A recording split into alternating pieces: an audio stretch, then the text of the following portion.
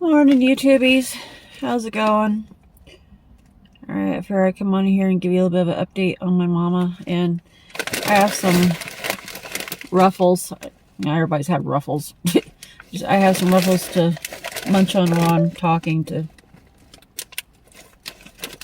keep me distracted. Sorry, I'm trying not to cry. We went to see my mom yesterday. Anthony and I, we drove the 150 miles to the hospital to go see her. I tried to get a hold of Dad. He was at home when I was in the bedroom. He was talking on the phone. He's always on the phone. He's being the narcissist he is. He has connections everywhere. He talks to everybody. So he was on the phone, and I figured, okay, I'd wait until he got off the phone and go in and see if he wanted to go to the hospital with Anthony and I. Well, I guess I dozed off for just a minute because I'm just exhausted because of the stress. So I woke up and went out to the living room to see if he wanted to go with us. He went home. So I tried to call him like 15 times before we headed out of town to see if he wanted to go with. Couldn't get a hold of him. 2.5 hours later, whatever it was, he finally called me when we were just getting into Columbia, Missouri. We live in Warsaw. Mom's in the Columbia, Missouri hospital at the University Hospital. So we were just getting into Columbia when he called.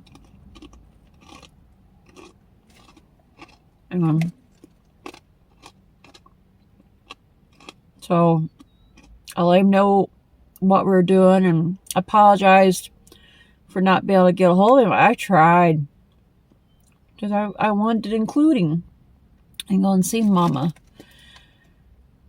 And so he was okay with, he wanted to go, but being the fact we were already there, but he was okay that he understood that I tried to call him. I tried.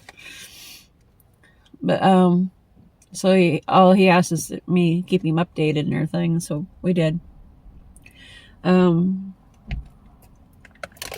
So we went and see my mama.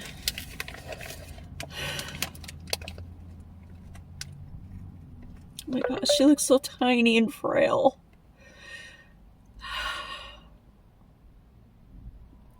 She's in the ICU, and we went in, and luckily they had her off of the breathing tube. They had a breathing mask over her face, and she's having difficulty breathing, I guess because the stroke affected her body. We got in there, and the nurse was trying to put tubes down her nose or something. I'm not sure what it was. Okay, before I get too far, they're telling me that she's unresponsive, that normally a person, when they wake up, they look straightforward.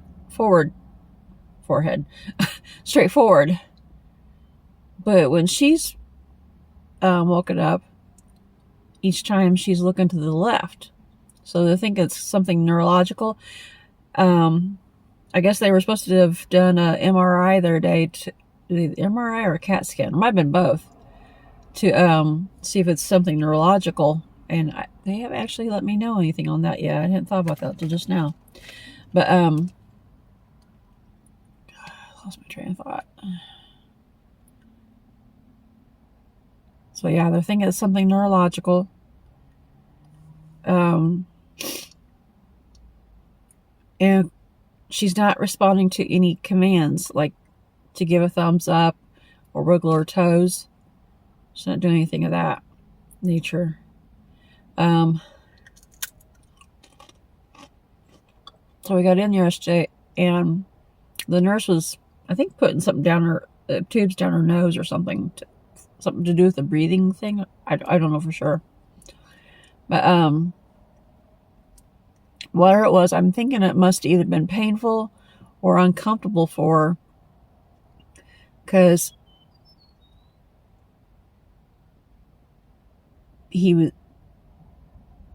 when we first got in there, she was wiggling her feet, wiggling her toes. I'm almost wondering maybe like she was like her legs hurting from laying in the same position so long. I don't know. I'm not able to be there with her to know. It's killing me.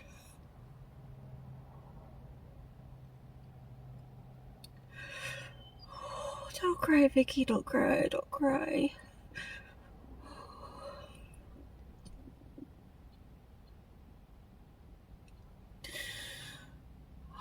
She was wiggling her toes. Like something was going on. Gosh darn it.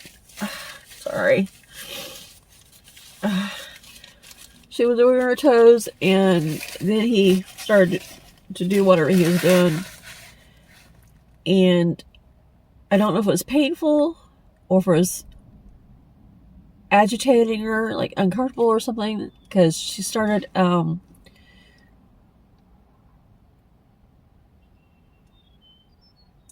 bending her legs at the knees and almost like scrunching up, almost like she's trying to scrunch into a fetal position and moaning. So I'm not sure what was going on there. So after he left, I went over and I softly talked to her, and I stroked her forehead to partly, be gentle, and, because touch is very helpful for people with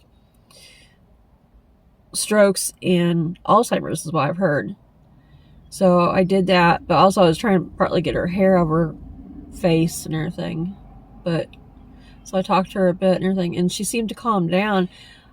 Even though they're saying that she's not responsive, I could have swore she looked at me a couple times. I don't know if she could actually see me, like to focus on me, but I could have swore that maybe because of my voice that she's still in there and may not have been able to respond, but maybe knew that I was there.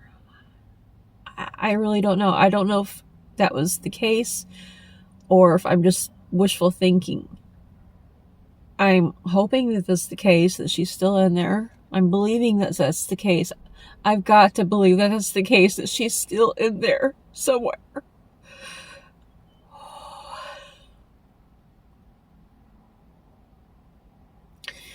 I let her know that we will get her well, and she will come home to us.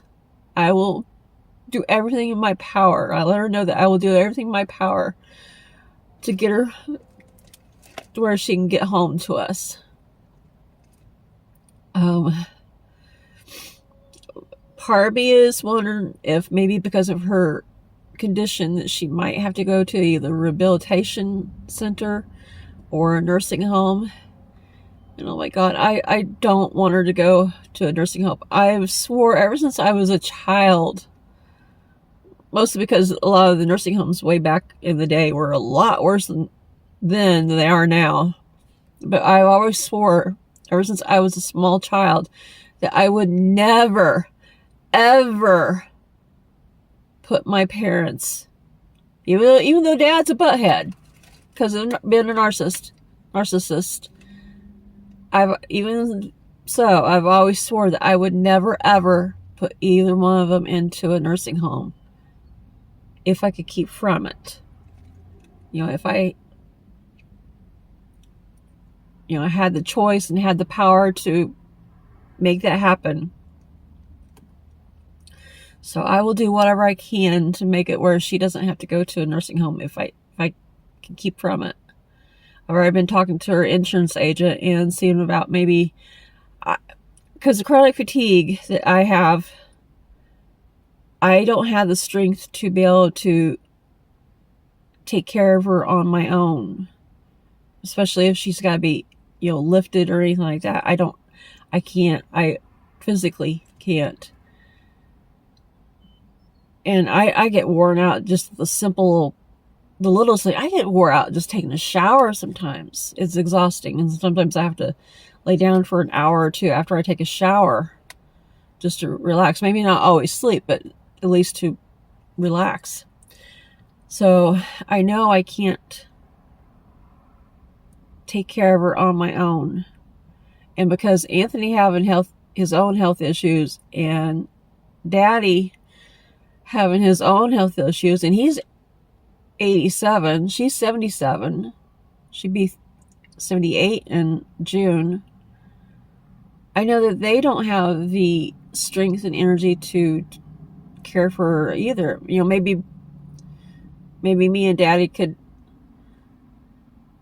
help each other take care of her, but even then that would be rough. So I'm already talking to the insurance agent about seeing if there's a possibility of having a home health nurse come in, even just a couple hours a day, or even someone to stay overnights. Stay, basically live with us to help care for her.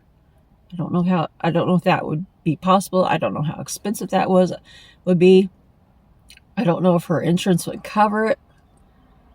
I'm just right now looking at the possibilities in my attempts to keep her out of a nursing home. Because if she's in there still,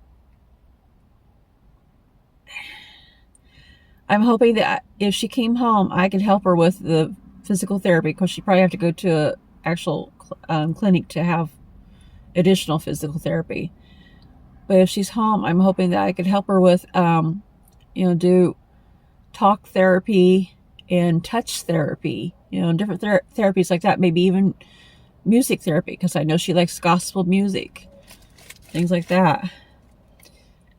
Because they say that, I've read, I don't know for certain, but I've read that touch therapy and talk therapy, talking to somebody, just like you normally would have a conversation. I've heard that is actually helpful for people with stroke victims and Alzheimer's victims. So I would love to at least try to work with her on those types of things. Now, when she had her stroke last year, which is so freaky, I don't know if I told this or not, I found out just the other day, she had her stroke last year on April 7th. This year, she had her stroke on April 17th. I mean, that's kind of freaky. And she had her stroke in the middle of church. So, this time. When she had her stroke last time, it wasn't near as bad. It was bad, yes. All strokes are bad. But it wasn't as bad. And when she came home, she's stubborn as a mule. Oh my God. She is the strongest. In my opinion, she is the strongest as far as will. And most stubborn little woman I've ever met. She is stubborn as a mule. Oh my God. I didn't want to go down very well. So when she came home last year from her stroke,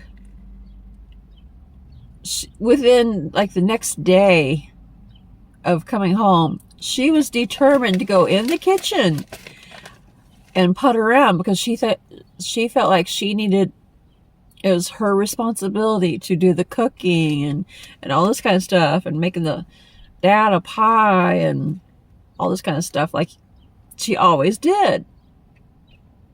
Whereas I thought she should just go ahead and go into the living room and, sit down and in her easy chair and relax and rest to recuperate.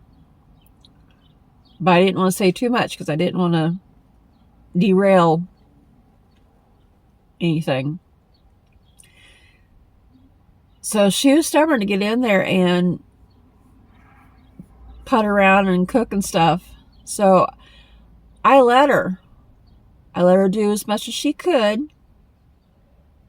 And then when she needed the help, I didn't push my help on her. When she needed the help, I'd help her. And of course, all through this, I was constantly, every single day, many times a day, constantly encouraging her, give her positive encouragement and let her know that I thought she was doing great on things, and just, building her up. And I think that really helped too on her progress, the positive reinforcement. In my opinion, she, over time, it took some time, but in my opinion, she recovered pretty well. The only thing she had herself had an issue with was she didn't think her handwriting was up to par compared to the way it used to be. To me, it was still readable. I could easily read it, but she wasn't happy with it. Even just here recently, she was still commenting about how she still wasn't happy with her handwriting. So, but I always made sure I let her know that everything that she's working on is going to take some time, but she's doing great, and keep doing the good job and everything. So, and also back then, when she first came home, she had no appetite. She was eating less than a bird. So she got a little agitated with me, but I went to the Walmart and I got her 2 cases of chocolate protein shakes. I gave her the choice of what flavor, and she chose chocolate. So I got her 2 cases of 24 packs of the protein shakes. She was agitated because I bought them for her, because she thought that she should pay me back for buying them. It's like, no, it's fine. I want you to drink them if you're able to, and get your strength back. Be able to get back to eating better and get your strength back. Well, at first she wasn't able to hardly drink any of them much at all. So I told her that's okay. Drink what you can, and as far as solid food, eat what you can. If you can't finish something, don't worry about it.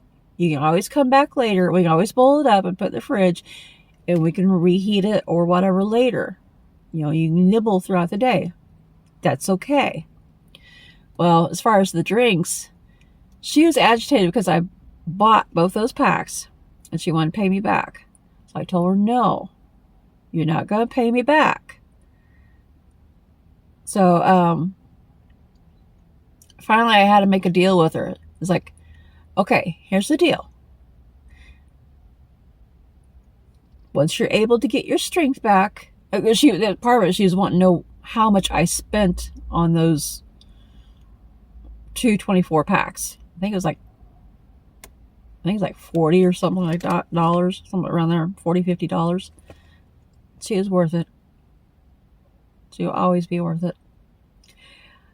So I made a deal with her. It's like, okay, here's the deal. You get your strength back to where you can actually walk back to the pharmacy section where the protein drinks are at, to where you can find out the price, because I wouldn't tell her what the price was. You get the strength, or you can go walk back there on your own and find out what the price is. Then I will let you pay me back. Not until. Of course, she never did pay me back, and I'm perfectly okay with that. So, but yeah. God, I hope I'm so worried about her. And the worst part is she's so far away, but I think she's in a good hospital at least.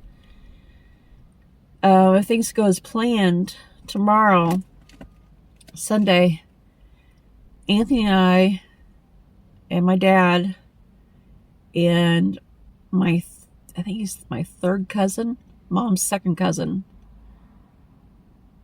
David, he's coming down so we can all go and see Mom together. Well, as we're heading to go see Mom, I've already asked the insurance man about this. Yeah, I'm sorry.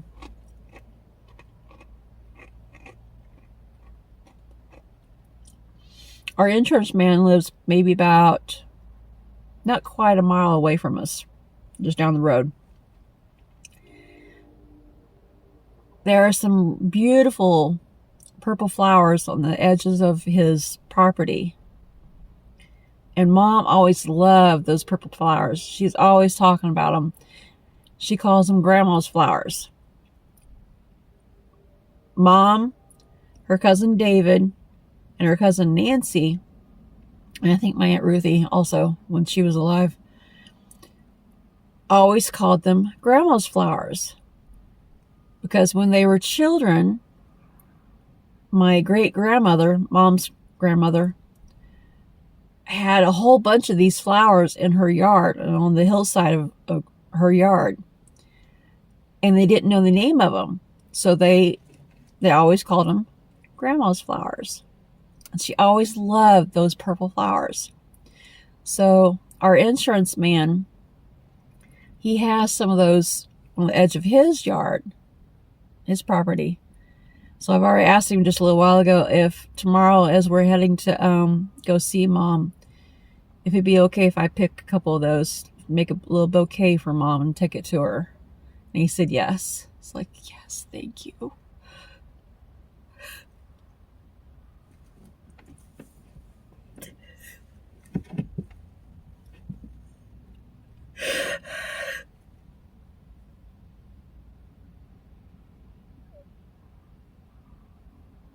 I don't know if she'll even be able to know that I brought them to her or not. But nonetheless, I'm taking them to her.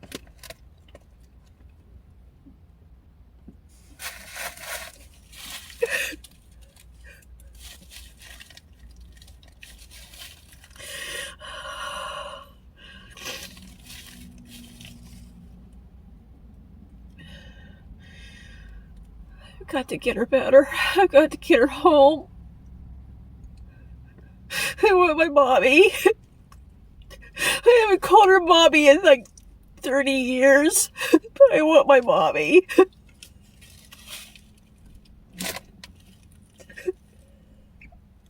This is so hard. I don't mean to cry. I've been holding it back. Just... oh, I've been holding it back for days.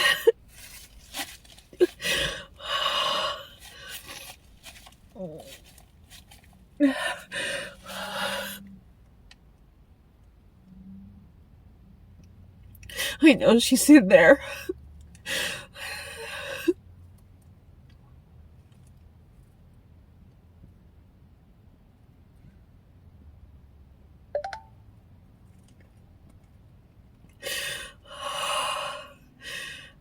I know that there's a chance that she may not recover. Realistically, I know that.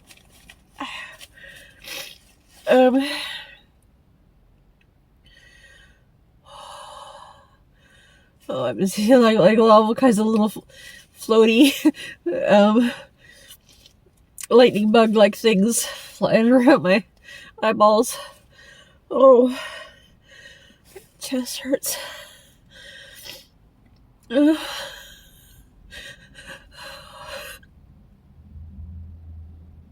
I know that realistically she may not recover because she has health issues that may prevent her from fully recovering, as well as her age. I'm just hoping to be able to help her recover as much as possible, if I can. I don't know for sure yet, because, you know, still need to give her time to the doctors treat her, find out what the doctors say about things, and then we'll take it from there. But nonetheless, I am thinking positive that I'm bringing her home. I remember years ago, my Aunt Violet, she had a stroke. My grandmother's sister, my mom's my mom's mother's sister, Aunt Violet, she had a stroke, a severe one like this, and I think she had to be put in a nursing home, but the relatives came down and brought her with them to visit my grandmother, my grandma Lillian. And she was, I guess you say, kind of like Mom in a vegetable state where she wasn't responding. Anyway. Well, got irk. But she was in a wheelchair, drooling a lot, couldn't speak, couldn't respond to anything, and just there. I think every once in a while she'd like grunt or something or moan. So I'm wondering if Mom's gonna be the same way. My grandma, Lillian, Mom's mom, she died from a stroke also. Mom had her last month or so, Mom went and lived with my grandma Lillian to help care for her, much like I'm planning on caring for my mom. So, but, Aunt Violet,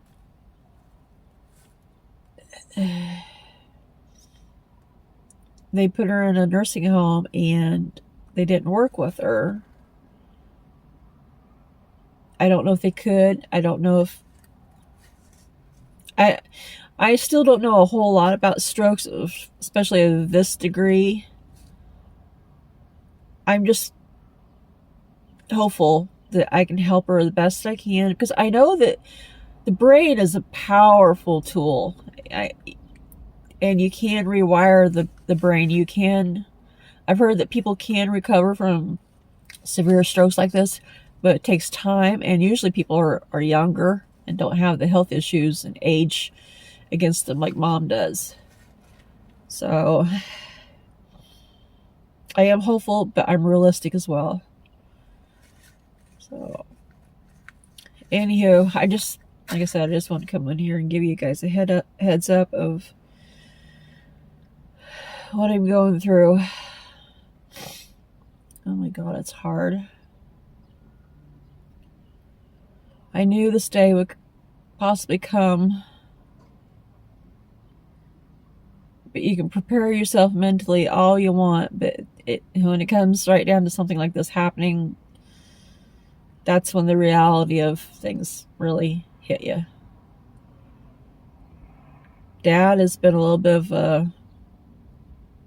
a weepy butt. He's always a little bit weepy, but there are times he cries at the drop of a hat, I think, for attention. But in this case, I know a lot of it is actually legit, for real, because this is a hard situation. And I know he misses Mom just as much as I do. They've been married for... Let's see, I'm 55. They've been married in August. It'll be 56 years. Wait, no, see. Wait, no, they are married 56 years right now. In August, it'd be 57, I think. Yeah, 57 years. So they're 56 right now, years of marriage. So anywho, I'm gonna get ready to scoot. If you guys are new at our channel, and if you're already pre-subscribed or anything, please just keep us in thought and prayer, and help me believe that she's going to get well, or at least as well as possible, and I'm going to be able to bring her home. I've got to bring her home. I want my mommy home so bad. I'm an only child, so I have no siblings to depend on to help me with any of this. It's just me, Dad, and Anthony in our home. We all live together. So, and all of us have our health issues so we're up against that. I know the cats already miss Mom, because I always jokingly call the cats our cat kids, and the cats are mom and dad's grand cat kids. And jokingly tell the cats that go to grandma, go to grandpa, you know, mom and dad. So jokingly, because we don't have children. We wanted children, just that's a whole different story. That didn't happen. So that's a whole different story. But so yeah, the cats are missing them, especially Diana. She's missing mom. Bruce, I think he misses mom too, but Diana would always sit on the back of mom's chair when mom was watching TV and stuff. So they kind of, and of course, Diana would go in and mess with mom's papers and her puzzle books and stuff like that. Mom would always, you better get out of there. And Diana is like, she would always understand what mom was saying, and she'd have to leave mom's stuff alone and leave, unless she got really ornery and started messing with stuff just to be ornery, even ornerier. So it always made mom laugh. So anywho, I'm gonna scoot. Bye bye, and I'll catch you guys later. Thank you.